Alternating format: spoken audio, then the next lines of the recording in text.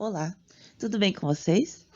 Eu sou a Bia Machado, da editora Caligo, e você ouve agora, a partir desse momento, o podcast número 0 da Caligo.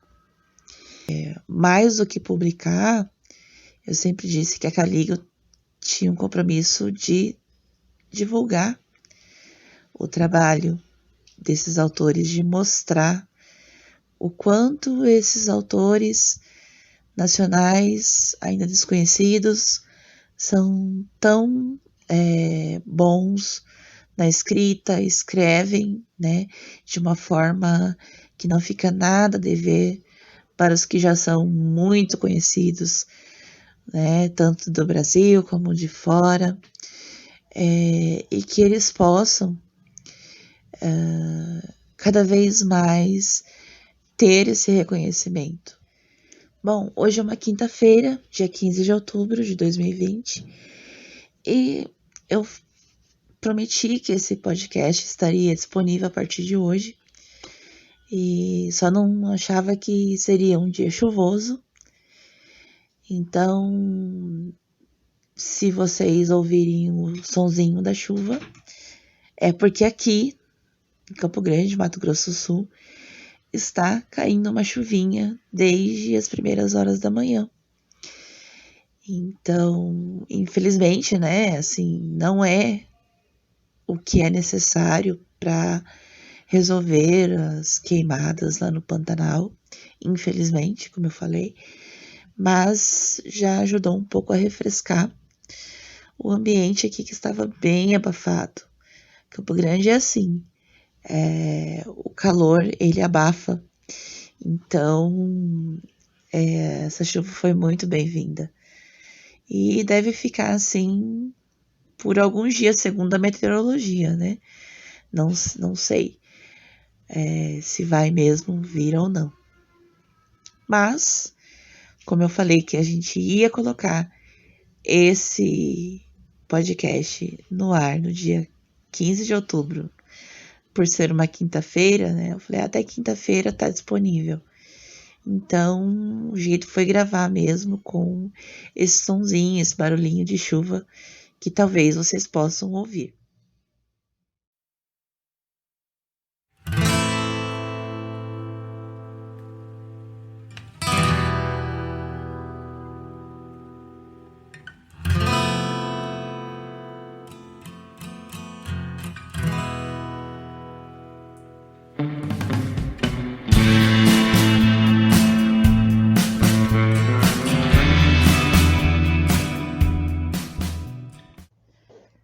Dias atrás, eu pedi para a escritora Yolandinha Pinheiro, que participa comigo do coletivo feminino As Contistas, que fizesse um depoimento a respeito de como é a produção dos contos dela de terror, né, o que ela escreve tão bem, e falasse um pouquinho a respeito de como é, né, a composição deles. E ela fez isso em forma de entrevista com o filho dela, o Gabriel, fazendo as perguntas para que ela respondesse. Você confere agora, então, o resultado da entrevista.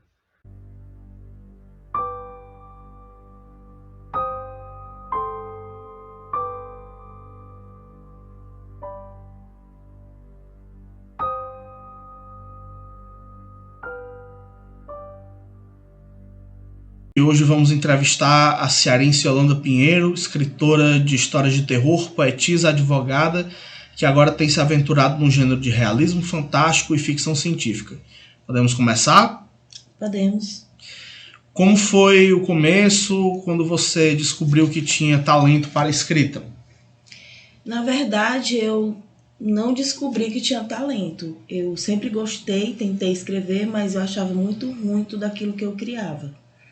Aí uma amiga que sempre conversava comigo me sugeriu que eu começasse a postar minhas coisas no Recanto das Letras. E eu comecei a escrever para isso, com esse fim. E teve uma ótima recepção, as pessoas liam e elogiavam, e eu percebi que tinha alguma coisa a ver comigo mesmo, esse mundo da escrita. O que faz uma história ser um bom conto de terror? Então, há um tempo atrás, eu elaborei algumas regras para mim mesma, mas acho que serve para qualquer pessoa que queira escrever terror. A primeira coisa que é muito importante quando você inicia um conto de terror é descrever o ambiente. Mostrar o que está ao redor das pessoas que estão envolvidas na trama, né? Então você tenta criar um ambiente sinistro, opressor, que tenha vultos, que tenha ventos, sons. Existem sons que são especialmente assustadores, como o arranhar de garras numa parede, o som de portão de ferro abrindo, né? Som de gritos. Então você vai criando aquele ambiente para que a pessoa vá começando a entrar no clima que você quer que esteja no seu conto. Só de pausa. Você nunca deve descrever o vilão.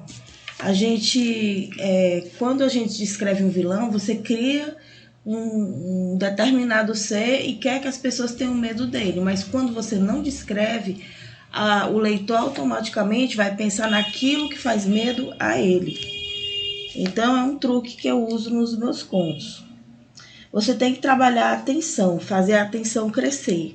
Começa tudo numa boa e vai ficando cada vez mais complicado e o leitor vai ficando com mais medo e querendo descobrir o mistério. Eu acho que um bom conto de terror sempre tem que ter um mistério.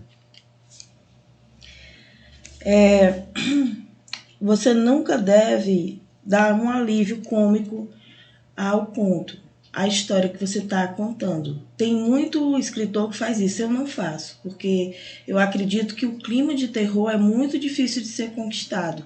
Aí se você dá um alívio cômico, se você faz o leitor rir, você faz com que ele saia daquele clima que ele está imerso, que você teve tanta dificuldade de criar. E também você tem que criar uma empatia entre o leitor e a vítima, porque o leitor tem que lamentar quando a vítima morre. Você tem que fazer com que ele se importe com o que vai acontecer. Também uma técnica que eu uso muito é enganar o leitor. Eu dou pistas para que ele acredite que o que está acontecendo é uma coisa, quando na realidade o que está acontecendo é outra. Isso facilita muito quando você vai terminar, que você cria aquele impacto, né? Aquela surpresa que todo mundo espera. O final ele é muito importante no conto de terror. Ele fecha a história e deixa o leitor pensando naquilo que ele leu. Próxima pergunta: como o mundo literário recebeu você? Como eu estava já dizendo anteriormente, o primeiro veículo, a primeira plataforma que eu utilizei para colocar meus contos foi o Recanto das Letras, né? Mas logo eu acabei também me engajando num concurso de terror chamado DTRL e posteriormente em outro chamado CLTS. Também participei de um concurso de contos chamado Entre Contos. Em todos esses locais eu tive uma recepção muito boa, né? Assim, dentro da perspectiva de que concursos de terror você está ali para receber críticas e saber aproveitar o que é de importante nessas críticas. Porque a gente só cresce quando as pessoas apontam os problemas e a gente passa a resolvê-los, e nas próximas obras a gente já supera aquilo que estava com dificuldade. Pelo menos essa é a ideia. No Recanto das Letras, até hoje eu sou uma escritora muito lida. Se você for comparar com outras pessoas que escrevem ali, e também recebo muitos comentários.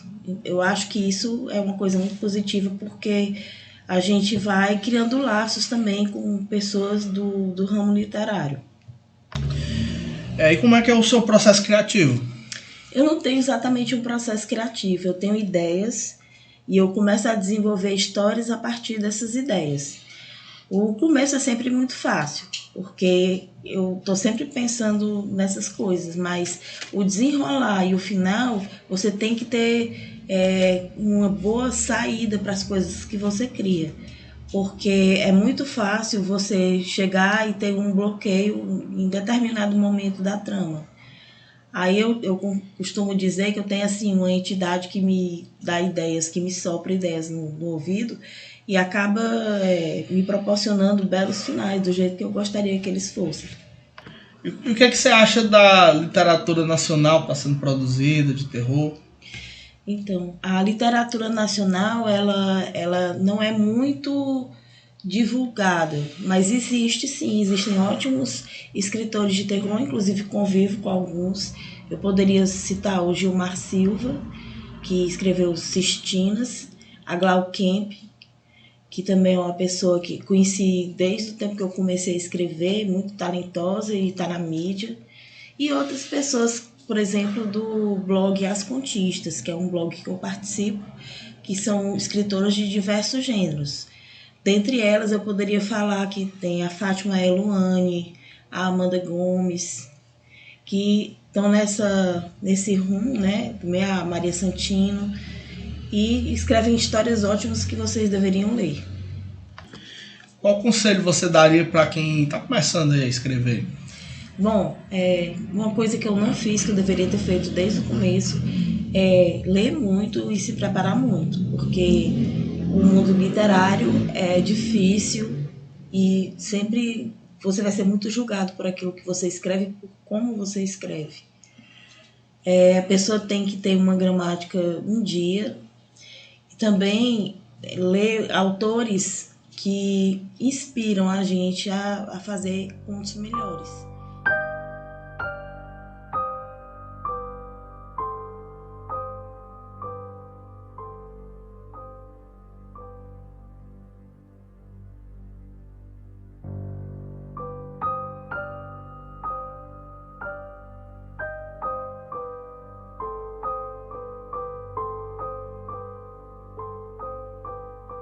Como se dá essa transição entre o terror e o realismo fantástico? É definitiva?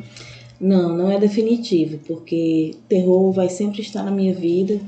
É um gênero que sempre me atraiu, é só uma fase mesmo. Pode ser que no futuro eu fique trabalhando os dois gêneros. Quais os seus autores favoritos nos dois gêneros? Então, do realismo fantástico, o principal é o Gabriel Garcia Marques, que eu leio também desde criança e acho a literatura dele fascinante. É o principal autor que eu acompanho, acho que eu já li praticamente tudo dele. E no gênero terror tem mais gente, tem Lovecraft, tem Poe, tem o Stephen King e tem o Harry James, que foi o grande inspirador da minha vida, porque foi através do livro dele, A Volta do Parafuso, que eu decidi que iria ser uma escritora de terror no futuro. E existe alguma fórmula para escrever fantasia? Bom, o meu truque para não cometer erros tanto na fantasia, no caso realismo fantástico, como na ficção científica, é tentar fazer o máximo das coisas ambientadas aqui mesmo. Quando as pessoas criam outros mundos e seres diferentes de nós, elas perdem muito tempo e muita paciência do leitor explicando como é esse universo, como são esses seres, e é uma maneira muito fácil de você perder a atenção do leitor. Então eu ambiento aqui mesmo, no nosso mundo, e crio as coisas que são até um tanto quanto verossímeis, né? Apesar de ser um gênero do fantástico, mas não é tão distante da realidade como muitos leitores fazem. Esse é o meu truque.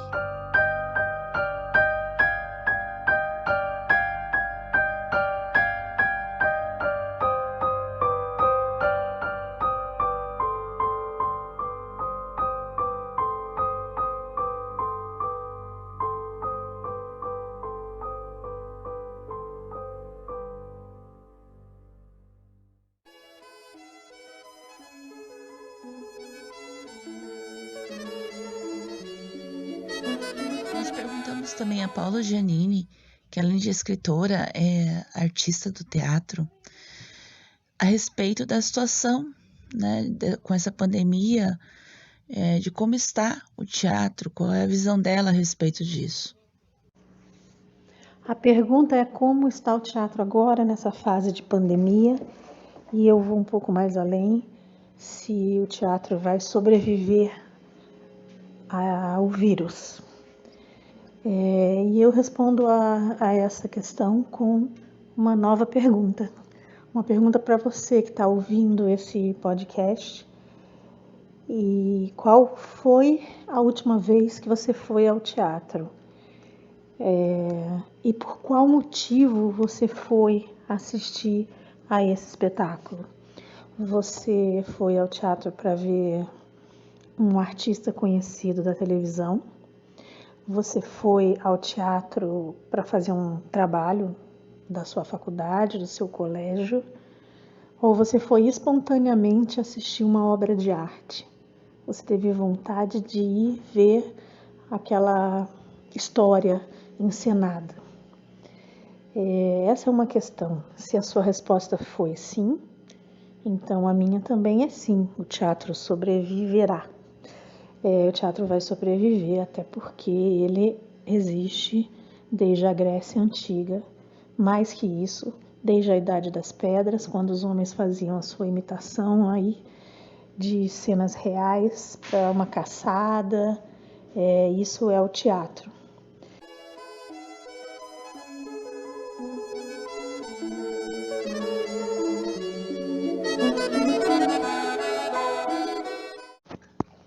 O teatro sobreviveu à televisão, ele sobreviveu à internet. Agora, a gente tem que pensar, sobrevive como, né? Em um país onde não se dá valor quase nenhum à arte, eu digo isso em questão mesmo de políticas públicas. Nós temos aí uma série de editais abertos agora, emergenciais, a Lei Aldir Blanc, que toda hora fica sendo falada na mídia, mas isso ainda é para poucos. É interessante a gente notar como o teatro, como a arte em geral, é tratada como uma espécie de vírus. Como, sobretudo, o teatro é demonizado, né?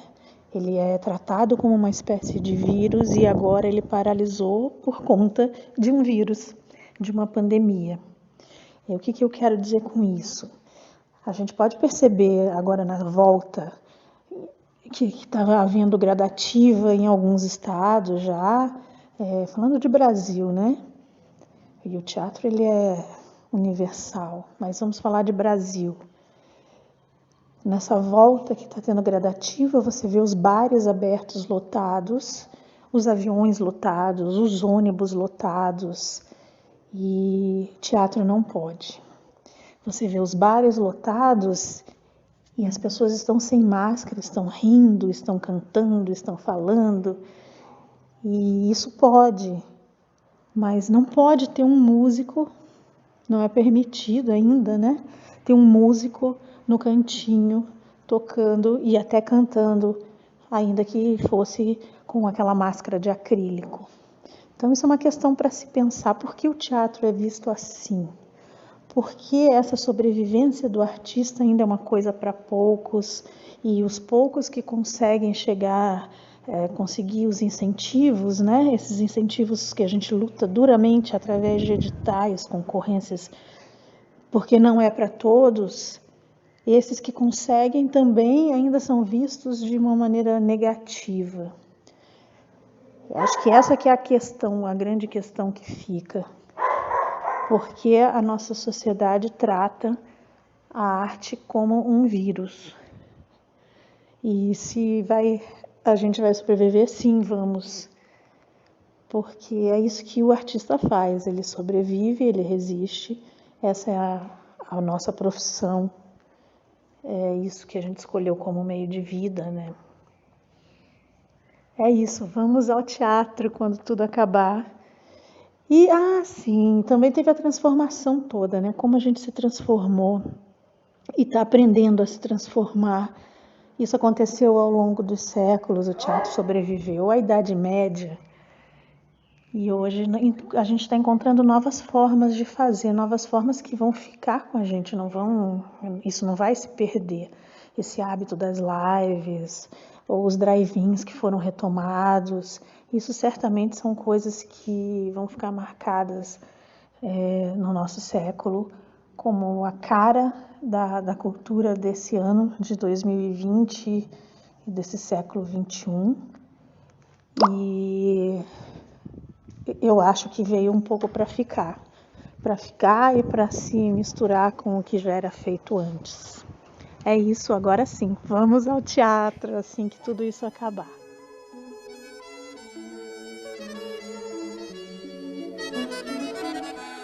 Bom, respondendo a pergunta da Paula, a última vez que eu fui ao teatro foi num sábado, antes do dia 18 de março, que foi o dia em que eu entrei oficialmente de quarentena. Não tive mais aula nem nada. Então nós fomos justamente no sábado porque já era previsto que talvez a gente fosse ter que ficar um bom tempo sem ir ao teatro. Eu fui com a Cristiane, a professora que trabalha comigo na escola, uma amiga, e é costume nosso sempre, né, prestigiar as peças de teatro que acontecem aqui, principalmente do Fernandes Ferreira, que tem uma produção assim bem bacana. Eu gostei de todas as peças que eu assisti dele. E ele é professor, coordenador do curso de artes cênicas e dança da UEMS, aqui de Campo Grande-MS. E é um dos grandes talentos do teatro que nós temos aqui, que vale a pena conferir. Eu, desde pequena, desde criança, talvez uns 9, 10 anos, eu gosto de ler, inclusive, peças de teatro. Sempre achei legal a estrutura, né, do texto em forma de roteiro teatral.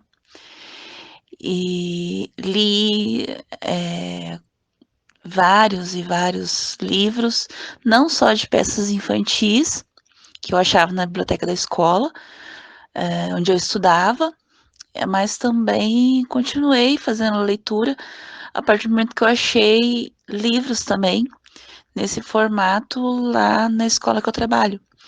Então, nesse formato eu li O Auto da Compadecida, né, que é uma peça de teatro.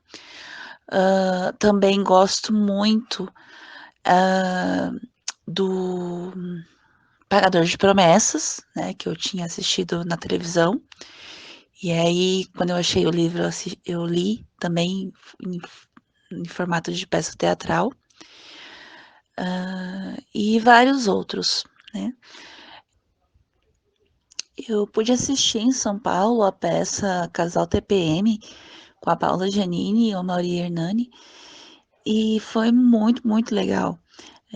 Foi no dia do lançamento da Caligo, inclusive, após o lançamento a gente foi para lá e assistimos a essa peça que já levou milhares de pessoas, né, ao teatro. E infelizmente não consegui assistir ao vivo, né, como eu queria, a peça de Esperança, Suor e Farinha, mas tive a oportunidade de assistir agora na pandemia, online, né, na forma online, de um jeito que foi possível produzir para o formato online. E foi muito bacana também poder acompanhar o texto dessa peça de teatro. Mas é como a Paula falou, eu espero que em breve as pessoas possam voltar ao teatro, seguindo as normas de segurança, né? E já que bares e restaurantes, tal, todos com aglomeração, muita gente sem máscara, isso está acontecendo e por que não, né? Poder voltar ao teatro seguindo todas as normas possíveis de segurança.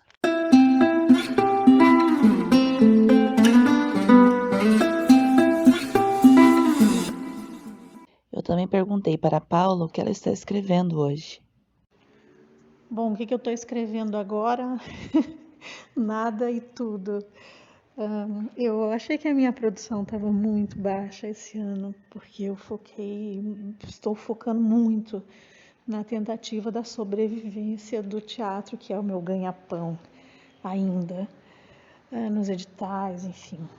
Mas esses dias andei dando uma juntada aí no meus...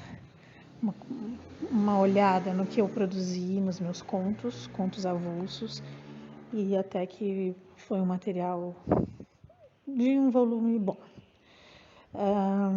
Eu estou no meio de um romance que chama O Inferno Somos Nós, fala sobre as relações contemporâneas, sobre a dificuldade de nós lidarmos com o outro, sempre tão próximo da gente, o vizinho. Como que a gente vai respeitar as diferenças e as bandeiras todas que a gente levanta de igualdade se a gente não consegue conviver bem nem com o nosso próprio vizinho, às vezes nem com quem está dentro da nossa própria casa. Esse tá pela metade, pretendo retomar. Estou também com um outro projeto que vai ter o título Histórias que eu não vivi, que é sobre uma questão que me incomoda muito, não me incomoda, mas uma questão que me chama muito a atenção, que é o lugar de fala.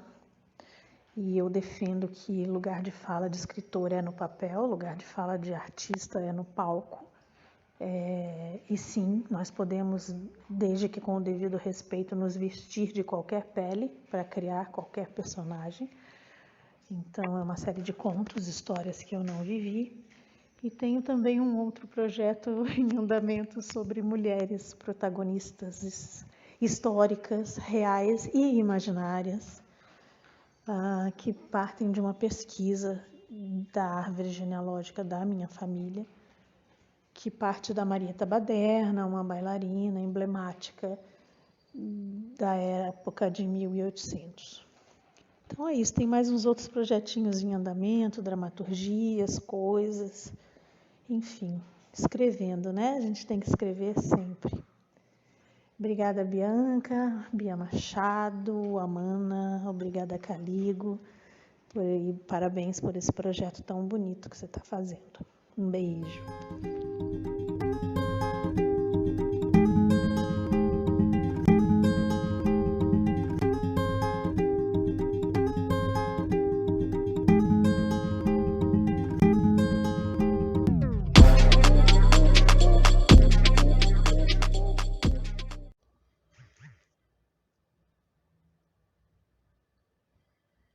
Bom, para quem não sabe ainda, a editora Caligo está com um edital aberto para envio de contos de ficção científica.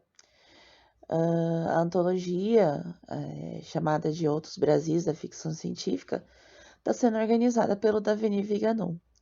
E eu pedi que ele falasse um pouco sobre esse processo de seleção, desse algumas dicas, falasse o que ele viu mais nos contos que já foram enviados e o que está faltando. De repente pode ser um norte aí para quem está ainda para enviar o conto, ou mesmo para quem já enviou, que possa escrever algum outro e enviar, já que o edital possibilita o envio de 2 contos para avaliação. Então você confere agora o que ele deixou aí de dicas sobre o que deve ser escrito para a antologia. Inclusive, sábado agora, dia 17 de outubro, às 18h30, horário de Brasília, você pode conferir uma live no Instagram comigo e com o Davenir a respeito da antologia. Fica o convite para que você possa estar com a gente. Olá pessoal, meu nome é Davenir Viganon, eu falo como organizador da antologia Outros Brasis da Ficção Científica, que vai sair pela editora Caligo, e que está com o edital aberto, inclusive, né, para a gente receber os contos até o dia 1º de dezembro de 2020. E eu queria falar inicialmente sobre os contos que eu espero ver na antologia, como eu imagino a antologia pronta, né? Em primeiro lugar, é meio óbvio, mas tem que ser dito também, né? Que queremos contos, né? E não poemas. Quem sabe no futuro, né? nem noveletas, porque simplesmente não tem espaço, e muito menos romances, né? Porque senão o livro vai pesar mais de 100 quilos a unidade, né?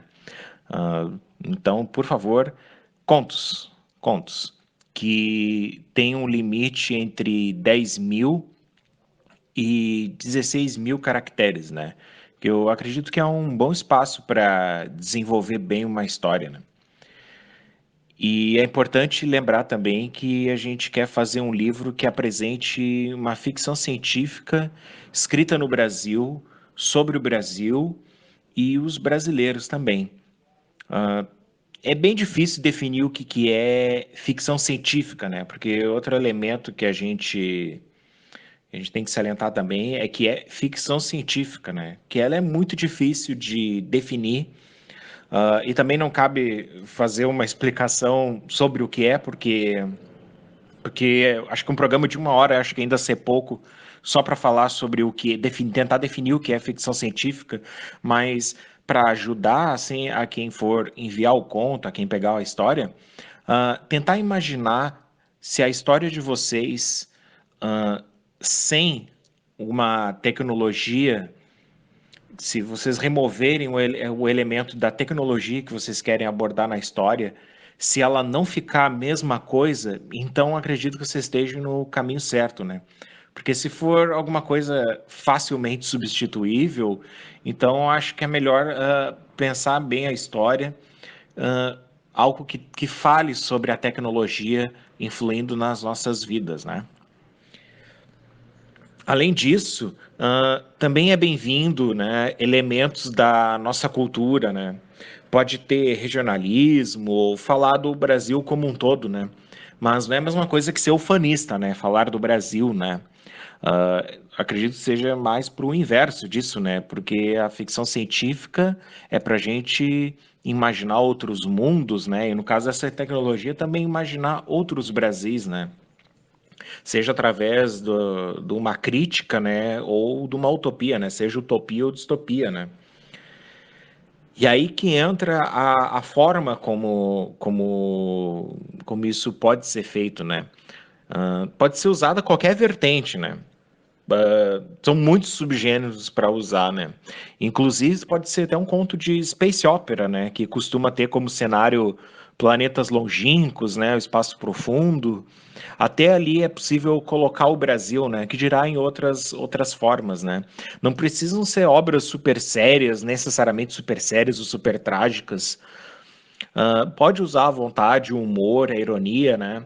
Mas tentem levar a sério a inserção da tecnologia que vai aparecer nos contos, né? No mais, a gente quer o que se quer de qualquer conto, né? Se focar no protagonista, que o protagonista seja bem construído, né?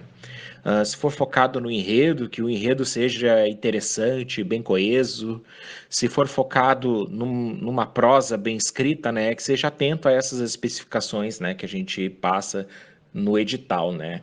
E é isso aí, pessoal. Eu espero muito ler os contos de vocês. Estou adorando ler os que eu já li até agora. Quero ler muito mais e eu aguardo a participação de vocês.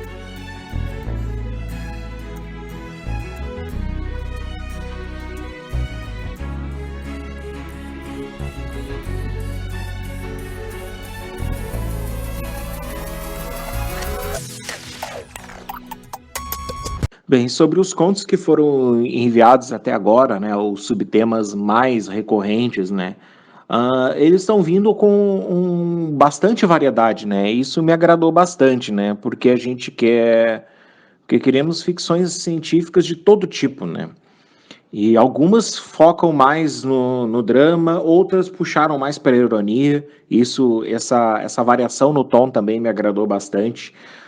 Com o que a gente recebeu até agora, não tem como estabelecer um padrão de envios assim, tá bem variado. Talvez o que se destaque mais, né, é os robôs, né, que é um termo bem popular na ficção científica, né, o robô é como personagem, como tema, ele é bem popular, né, mas mesmo esses, assim, não são a maioria nos contos que eu li até agora, que eu pude avaliar, né. Infelizmente também ainda não recebi um conto que tem uma pegada mais regional, né? Por exemplo, usar a Amazônia, o Nordeste, ou que tem uma cidade específica uh, como um personagem na história, né? Isso ia ser algo enriquecedor, né? Porque já que é uma antologia que vai falar também sobre o Brasil, é, é importante porque o Brasil está muito longe de ser homogêneo, né? E é isso, pessoal. Eu espero que essa variedade se mantenha também, né? Mas que também o pessoal não deixe de se atentar que precisa ser ficção científica, né? Porque eu já li histórias muito boas, mas que não tinham nenhum elemento de ficção científica. Então, tentem se atentar para isso, tá? E não deixe de tentar mandar o seu conto para cá, porque com certeza vai ser lido e eu aguardo ansiosamente pela participação de vocês. E é isso aí, pessoal. Um abraço.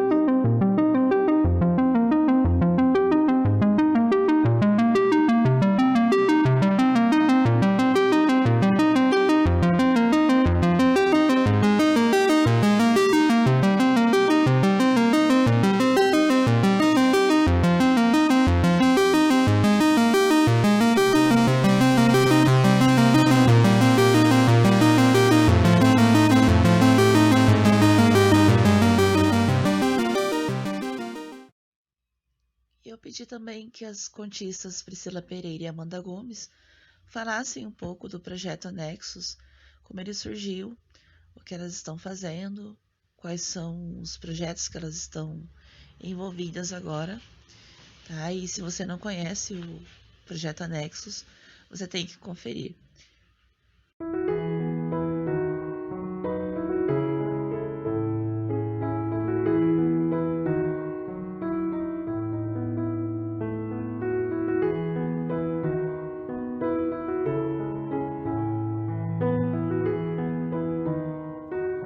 Olá, ouvintes da Caligo. Aqui é Priscila Pereira, uma das criadoras do projeto Anexos, e eu vou falar um pouquinho para vocês sobre o nosso projeto.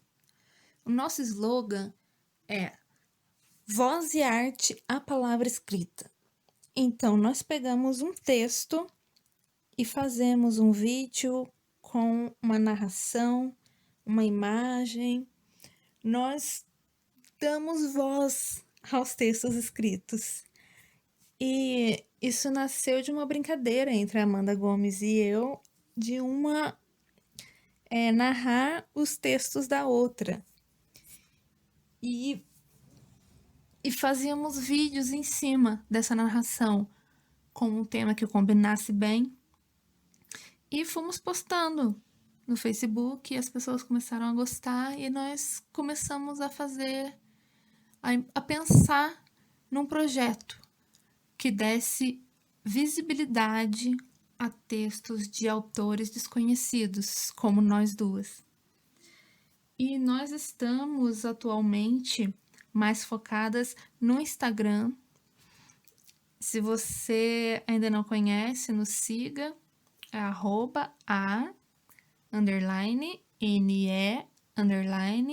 @NE_XOS. E nós temos vários projetos dentro do Anexos, todos dando arte com cards de cotes ou vídeo e voz para textos escritos. Bem, basicamente o projeto Anexos é isso. Nós queremos dar maior visibilidade aos autores iniciantes, mas temos também as nossas homenagens aos autores consagrados e conhecidos. Mas isso a Amanda que vai contar melhor para vocês. tá bom? Beijinhos e tchau!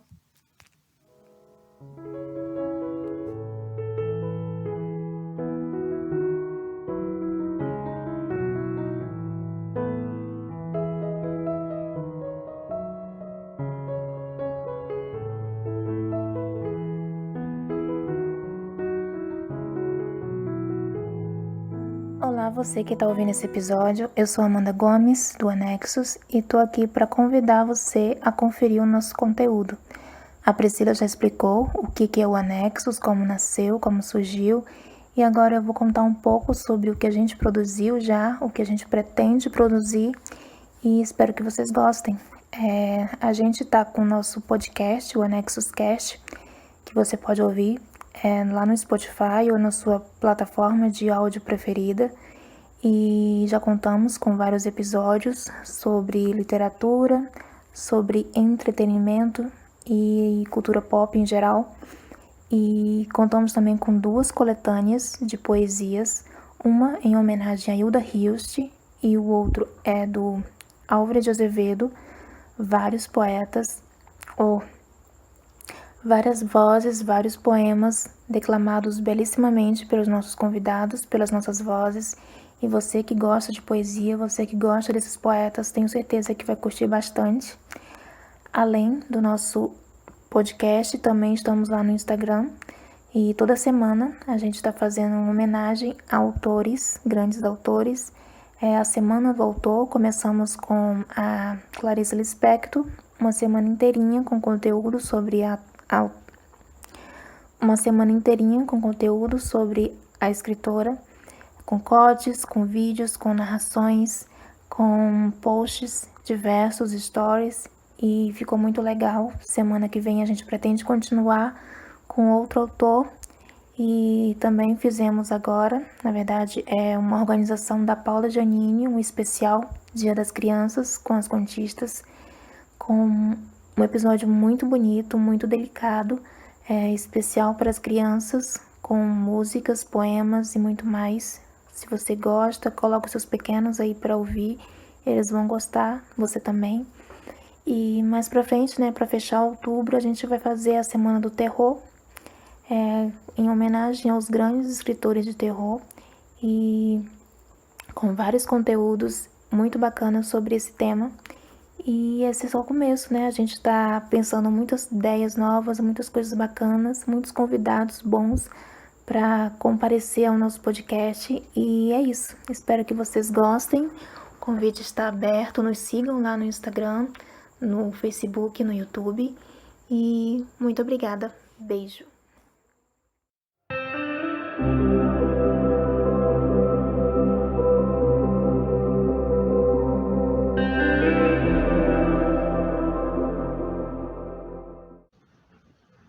Bom, é isso. Eu vou encerrando esse podcast com a leitura do texto O Sal da Vida, um mini-conto do Tiago da Silva Prada, que faz parte do livro dele As Feridas do Cotidiano e Algumas Belezas Frágeis, editado pela Penalux. E até a próxima!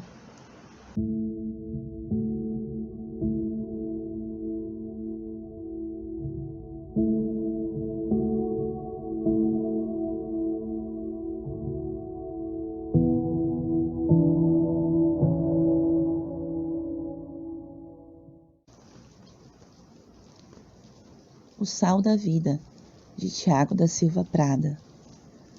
Todo dia na esquina o velho trabalhava, com suas mãos doloridas e alquebradas pela artrite, ensacando a pipoca para as crianças, oferecendo um sabor mais agradável ao amargo da vida, sonhando sonhos tumulares, enterrados pelos dias cada vez mais curtos, de uma existência não reconhecida, invisível, de filhos distantes e uma aposentadoria na miséria, salgando a pipoca com suas próprias lágrimas, esperando até que o neto surgisse na dobra da esquina, trazendo o cigarro para os velhos pulmões inspirarem alguma sombria esperança na companhia de uma juventude que não esqueceu, e juntos verem a vida selvagem transformando a cidade, os seus moradores saudando as novidades e enterrando seus velhos.